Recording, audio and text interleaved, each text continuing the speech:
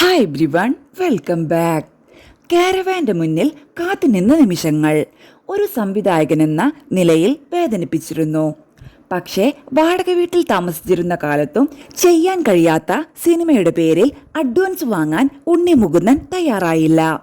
Cinema ജീവിതത്തിലെ മറക്കാനാകാത്ത അനുഭവങ്ങൾ തുറന്നു പറഞ്ഞ് സംവിധായകനും സിനിമാറ്റോഗ്രാഫറുമായ അനിൽ ഗോപിനാഥ് ഒരു യൂട്യൂബ് അഭിമുഖത്തിലായിരുന്നു മലയാള സിനിമയിലെ രണ്ട് പ്രമുഖ താരങ്ങളായ പൃഥ്വിരാജ് സുകുമാരനും ഉണ്ണി മുകുന്ദനുമൊപ്പമുള്ള അനുഭവങ്ങൾ അനിൽ ഗോപിനാഥ് തുറന്നു പറഞ്ഞത്. ആദ്യമായി തൊമ്മൻ കുഞ്ഞി എന്ന സിനിമയുടെ കഥ പൃഥ്വിരാജിനോട് പറഞ്ഞപ്പോൾ താരത്തിന് കഥ ഇഷ്ടമായിരുന്നുവെന്നും പ്രോജക്റ്റ് മുന്നോട്ടു പോകുമെന്ന പ്രതീക്ഷ ഉണ്ടായിരുന്നുവെന്നും അദ്ദേഹം പറയുന്നു. കൂടുതൽ ചർച്ചകൾക്കായി പലതവണ വിളിപ്പിച്ചെങ്കിലും പിന്നീട് ആടുജീവിതം സിനിമയുടെ തയ്യാറെടുപ്പുകളിലേക്ക് പൃഥ്വിരാജ് കടന്നതോടെ കാര്യങ്ങൾ നീണ്ടുപോയി.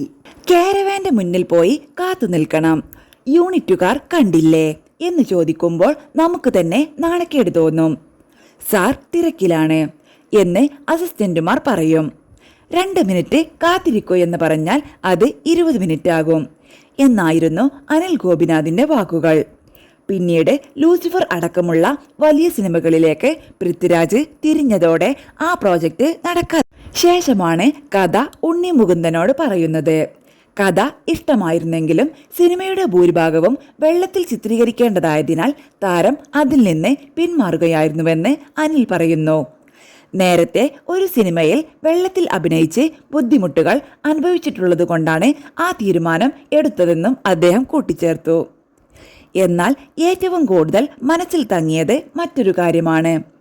അന്ന് ഉണ്ണി മുകുന്ദൻ വാടക വീട്ടിൽ കഴിയുന്ന അവസ്ഥയിലായിരുന്നു.